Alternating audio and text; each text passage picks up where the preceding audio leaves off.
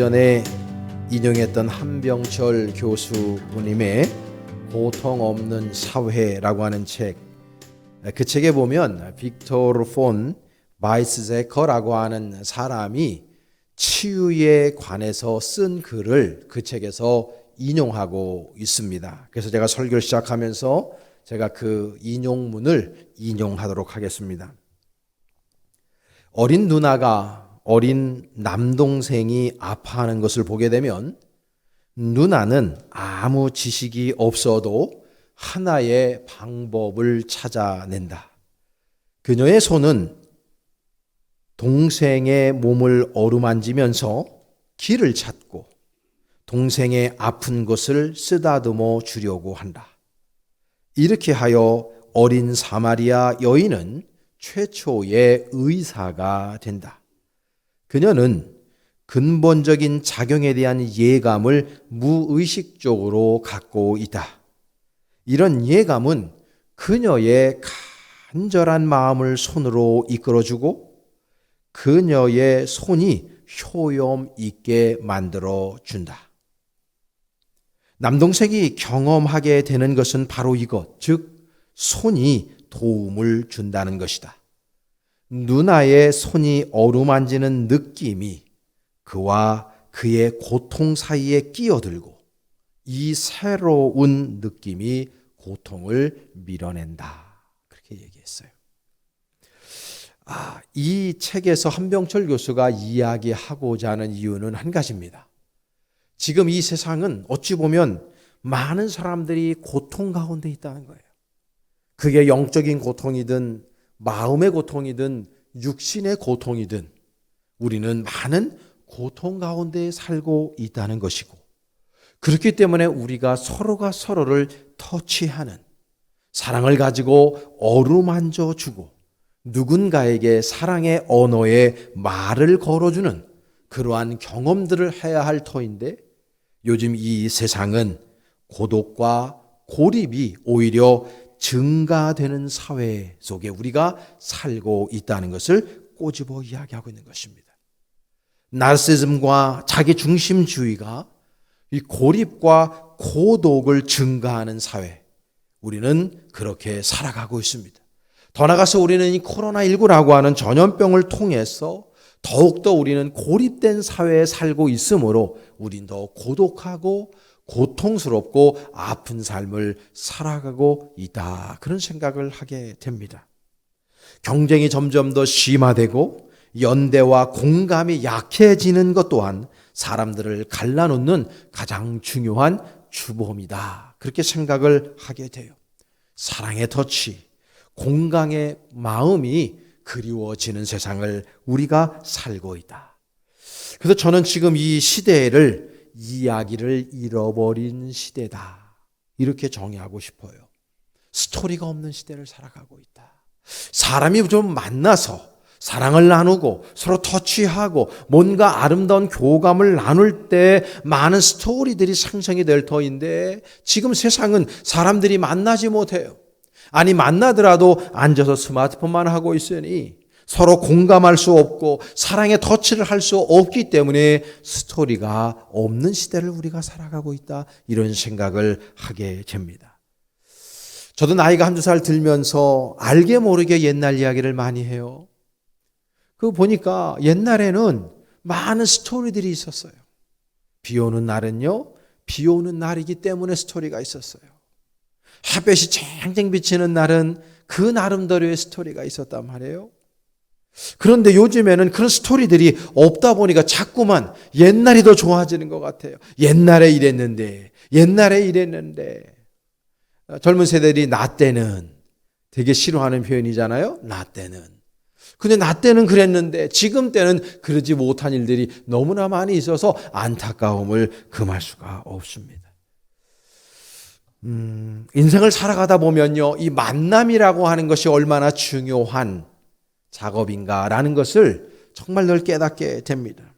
자녀들은 부모를 잘 만나야 되겠죠. 친구들도 잘 만나야 될 것이고 이웃과의 만남도 매우 중요합니다. 더 나아가서 직장을 다닌다면 직장 동료들과의 만남, 어떤 사람을 만나냐에 따라서 직장 생활이 힘들어질 수도 있고 즐거울 수도 있겠죠.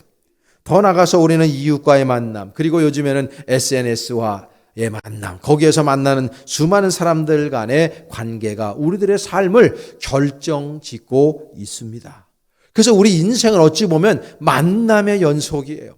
그래서 이 만남의 중요함은 아무리 강조해도 지나치지 않습니다. 내가 지금 누구를 만나 어떤 삶을 살아가고 있느냐, 이것은 매우 중요합니다. 지금 여러분들의 주변에서 좋은 만남을 갖고 계신지 모르겠어요. 여러분들은 그런 만남을 통해서 행복한 인생, 가치 있는 인생, 재미난 인생, 의미 있는 인생, 기대되는 인생을 살아가고 계신가 궁금합니다. 중국 저장성이라는 곳이 있어요. 항저우에 태어나서 그곳에서 살아가면서 초등학교를 들어갔는데 성적 미달로 말미암아 중학교를 진학하지 못하고 1년을 초등학교를 더 다니던 소년이 있었습니다. 이 소년은 중학교에 다니면서도 여전히 꼴찌였는데 선생님들 가운데에서 지리 선생님을 짝사랑했습니다. 이 지리 선생님의 한마디가 이 소년의 인생을 바꾸게 됩니다. 여러분, 영어 공부를 열심히 해야 합니다. 만약 미국인이 와서 당신에게 영어로 질문했는데 대답할 줄 모르면 그건 중국 전체를 망신시키는 겁니다. 지리 선생님이 그렇게 이 친구가 중학교 때 이야기했다는 거예요. 이 소년은 외국인과 대화하는 것이 영어 공부에 최고로 좋은 도움을 받는 길이라는 것을 알게 되고 자기네 집에서 45분 거리에 있는 항저우 호텔로 달려가서 그곳에 있는 외국인들과 그냥 말을 걸기 시작합니다. 그리고 관광객들에게 가이드를 자처하면서 9년간 열심을 다해서 영어 공부를 한 노력의 결과 그는 항저우 사범대학교에 입학을 하고 영어 교육을 전공합니다. 그리고 영어 강사와 여행 가이드로 활동하게 됩니다. 그러던 중에 1997년 여행 가이드로 일하던 그는 만리장성 관광을 하러 온 야후의 공동 창업자인 제리 양을 만나게 됩니다. 제리 양의 도움으로 그는 2000년에 창업을 시작합니다. 이후에 사업이 잘 개진되다가 어려움에 처하게 되었을 때 우리가 잘 알고 있는 제일교포 사업가인 손정의 소프트뱅크 회장의 사업 설명회에 참여를 합니다. 그리고 그곳에서 자신의 사업 구상을 소프트 회장에게 이야기를 하면서 1억에서 2억엔 정도 투자를 요청을 했는데 그 청년의 눈빛을 바라본 그 손정희 회장이 놀랍게도 그에게 20억엔, 우리나라 돈으로 200억 원을 빌려줍니다. 그래서 그 회사가 정말 열정적으로 일하면서 엄청나게 커감으로 말미암아 지금 미국 주식시장에서 시가총액 선두를 다투고 있는 중국 최고의 기업인 알리바바 이고, 그리고 그 청년이 바로 알리바바의 창업자이자 개인 재산만 무려 40조가 넘는 중국 최고의 재벌 마윈 회장의 스토리인 것입니다. 그는 한 인터뷰에서 이런 말을 합니다.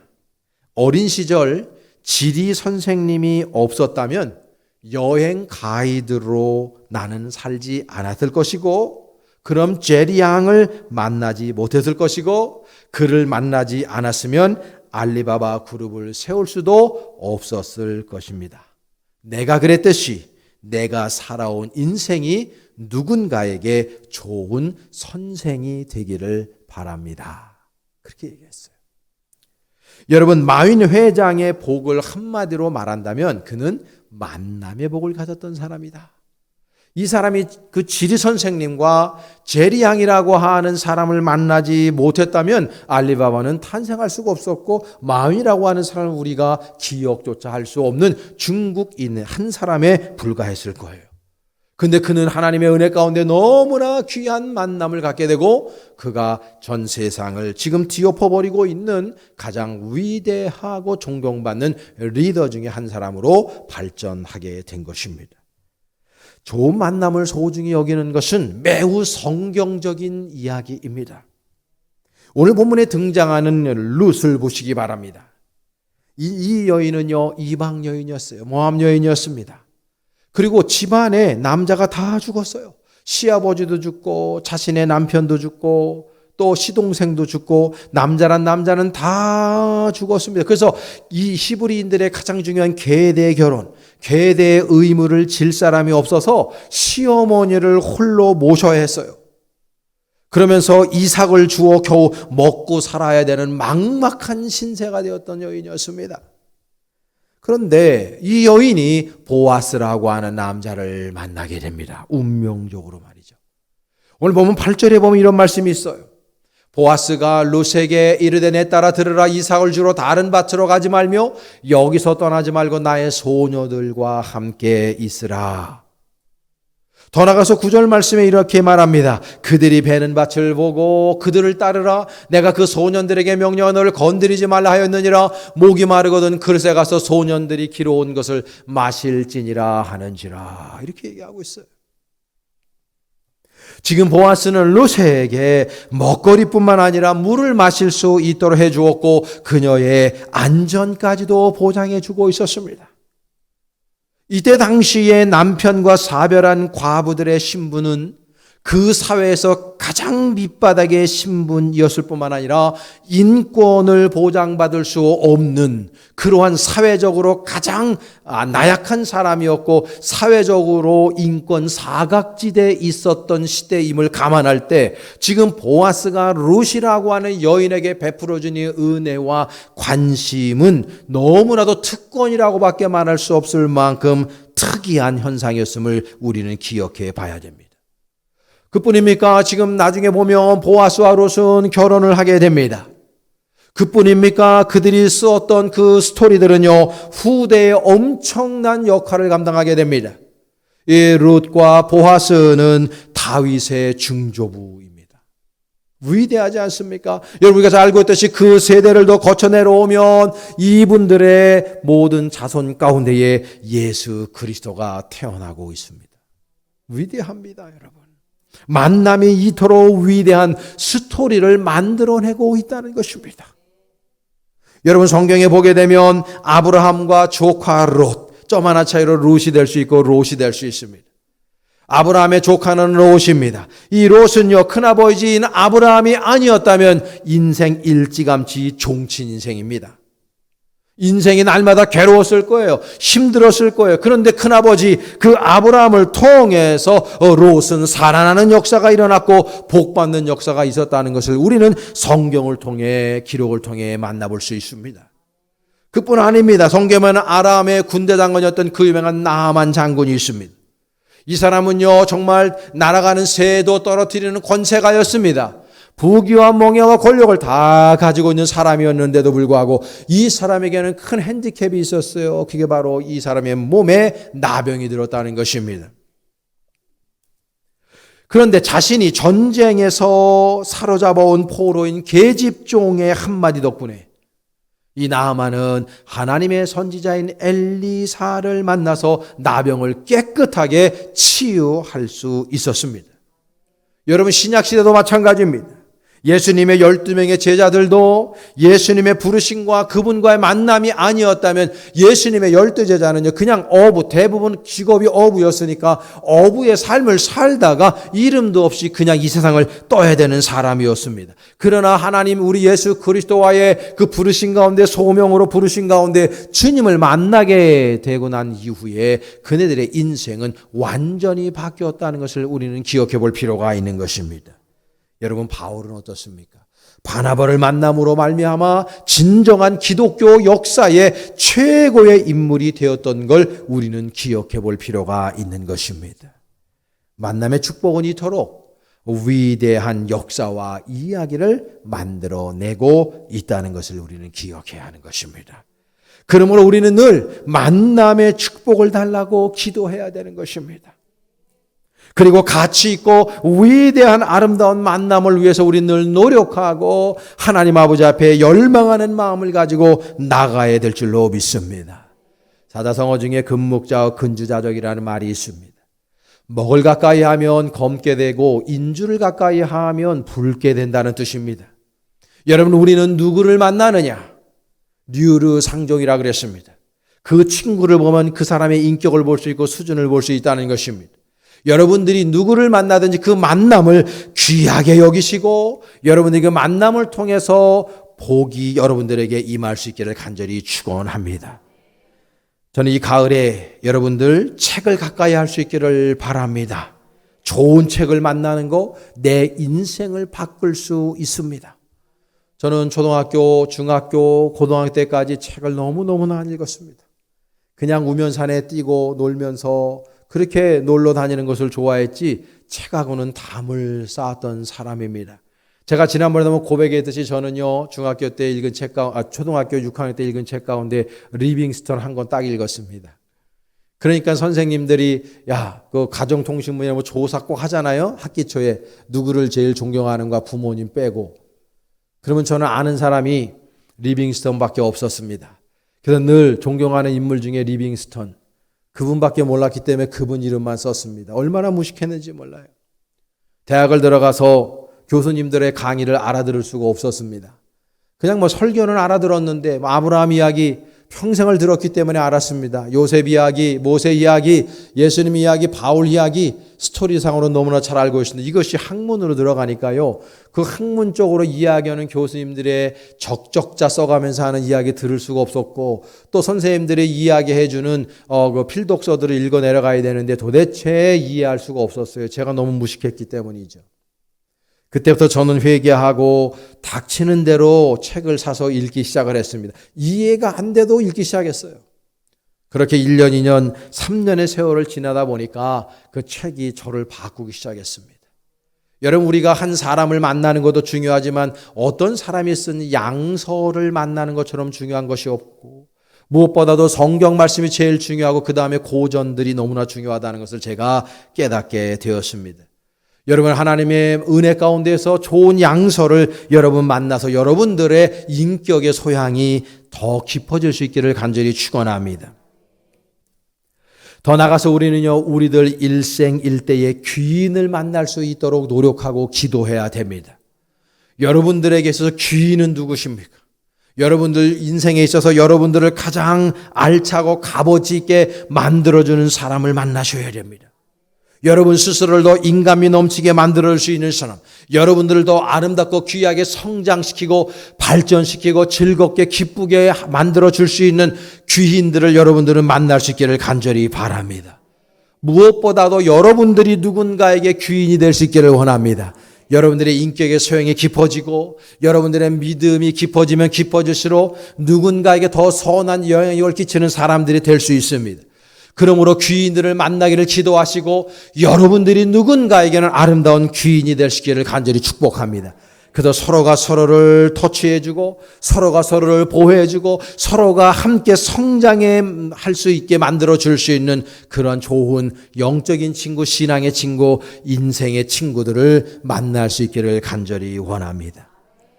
더 나아가서 우리 그리스도인들에게 있어서 가장 귀한 만남은 우리 주 예수 그리스도와의 만남인 줄로 믿습니다. 더 이상 아름다운 만남은 없습니다. 그분을 우리들의 구세주요, 우리들의 주님으로 영접하고 이렇게 거룩한 성일날 예배당에 나와서 하나님을 예배하고 찬양할 수 있게 만들어주신 주님을 온 인격으로 찬송하시기를 간절히 원합니다. 그러므로 우리는 생명 걸고 예배해야 되는 존재들인 것입니다.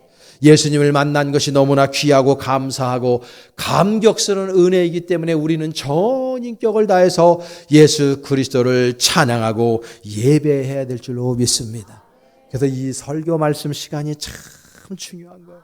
하나님의 말씀을 들으면서 내가 하나님과 영적인 코이노니아, 영적인 교제를 그런 맺는 시간이기 때문인 겁니다. 여러분, 날마다 그냥 할 일 없이 스마트폰 보시지 마시고요. 여러분, 하나님의 말씀을 스마트폰으로라도 보시기를 간절히 바랍니다. 항상 말씀을 읽고 말씀을 듣고 말씀을 연구하고 말씀을 묵상하고 그리고 말씀을 외우는 거, 우리 인생에 있어서 우리의 영에 있어서 그것보다 중요한 것은 없어요. 하나님과 깊이 있는 영적인 교제와 만남이 있어야 우리가 이 고독한 세상, 고통 가운데 있는 세상, 외롭고 쓸쓸하고 아픈 이 세상에서 우리는 아름다운 스토리를 그분과 써내려갈 수 있기 때문인 것입니다.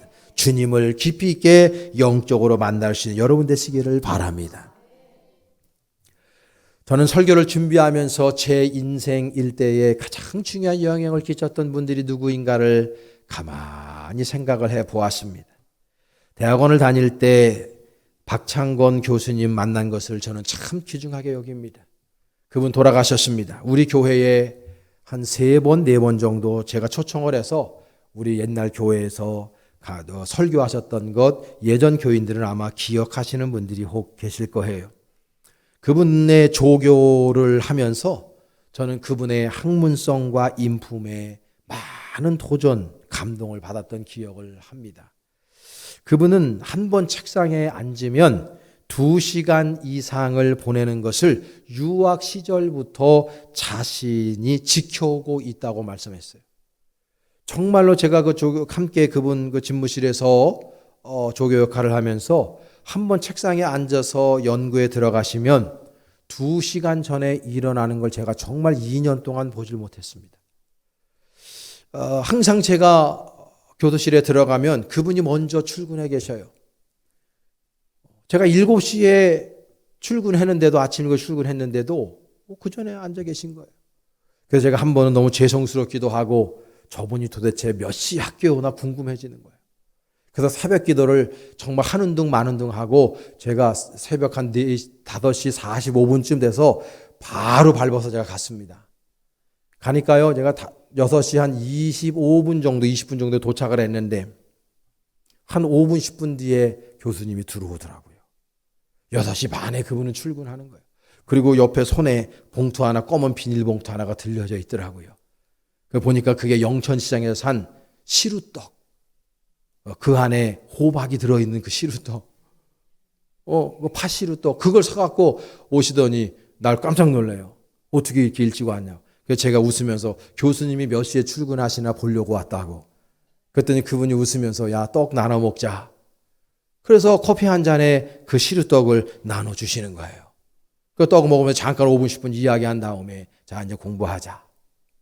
그러니 그분이 앉아서 2시간 동안 수업 전까지 앉아서 연구를 거듭하는 모습을 보면서 얼마나 감동을 받았는지.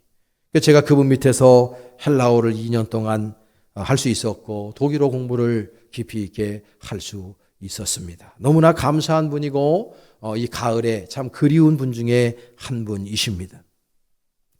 박사학위를 공부할 때에는 우리나라 바울 연구의 최고봉인 김세윤 교수님을 만난 것이 저한테는 또 인생 일대의 가장 귀한 귀인과의 만남이었습니다.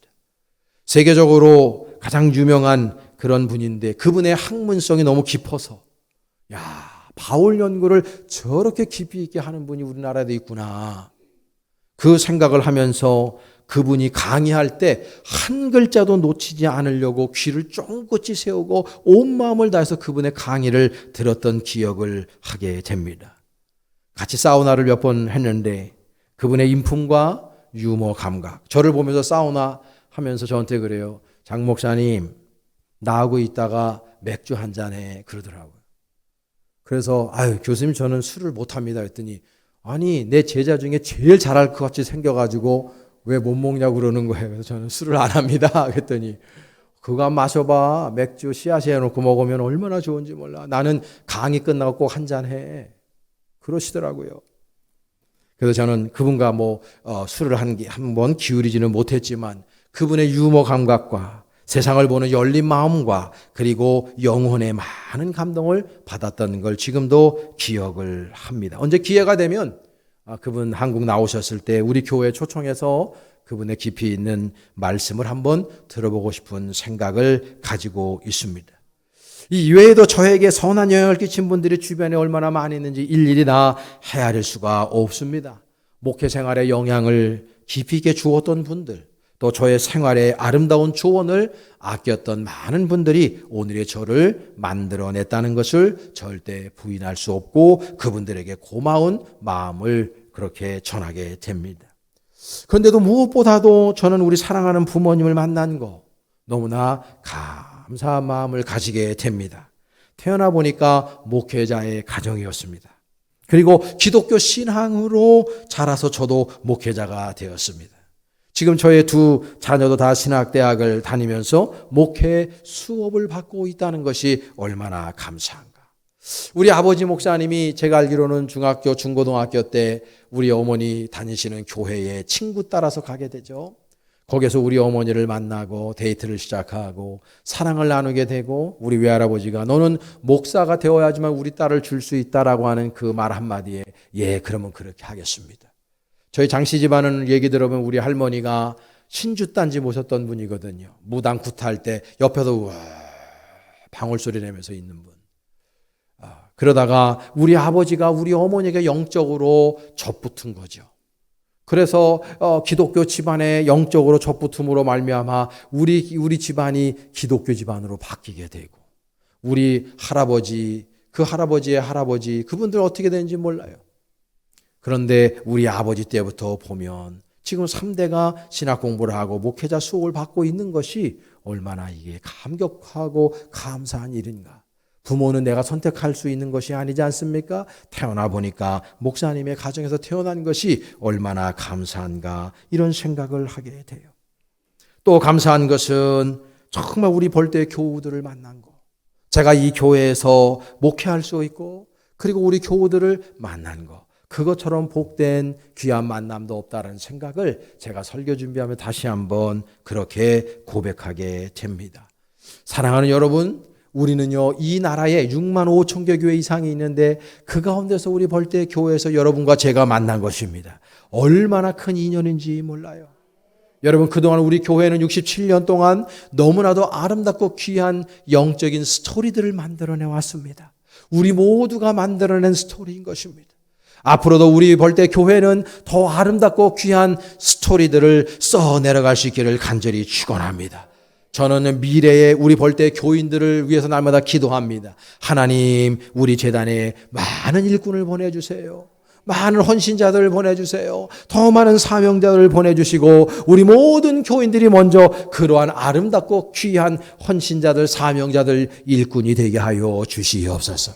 그러므로 우리가 하나 되어서 같은 말 같은 마음 같은 뜻으로 우리 여호와 하나님 아버지의 이름을 드높이며 만책비전의 사명을 향해서 전진해 하나님 아버지의 영광을 드러내는 아름다운 스토리를 써내려가게 하여 주시옵소서.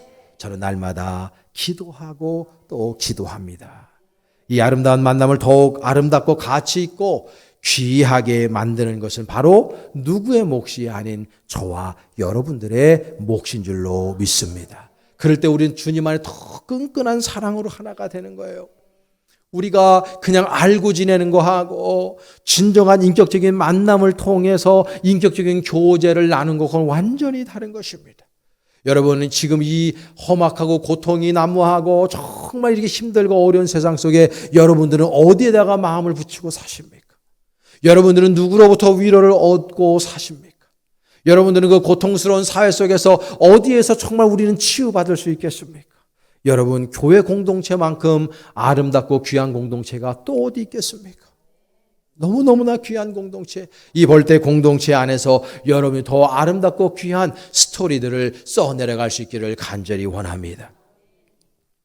우리 장기자 권사님 오늘 나와 계시지만은요, 우리 장기자 권사님 예전에 제가 지금도 기억하는 10년 좀 지난 것 같습니다. 여기서 이제 정육 좀 하시고 그럴 때 신방을 갔을 때요, 한번 우리 장기자 권사님이 그 냉면을 한번 해주셨습니다. 우리 장기자 권사님이 명인입니다. 명인. 냉면의 명인. 저분이 예전에 일하셨던 그 냉면집에서 그 주인 양반이 정말 우리나라에 몇 안 되는 기술을 가지고 있는 분이고 그 기술을 전수받은 분 중에 하나입니다. 그래서 제가 지금도요, 제가 평양냉면도 좋아하고 냉면 참 좋아하는데 장기자 권사님이 신방 끝나고 해주셨던 그 냉면 맛을 지금도 제가 잊지를 못합니다. 그래서 우리 권사님 빨리 나오셔가지고 냉면 한번 더 해주셨으면 감사하겠습니다. 항상 제가 우리 권사님 보고 정말 저분이 장씨잖아요. 인동장씨. 제가 늘 그러거든요. 사석에 내가 누님같이 여기겠다.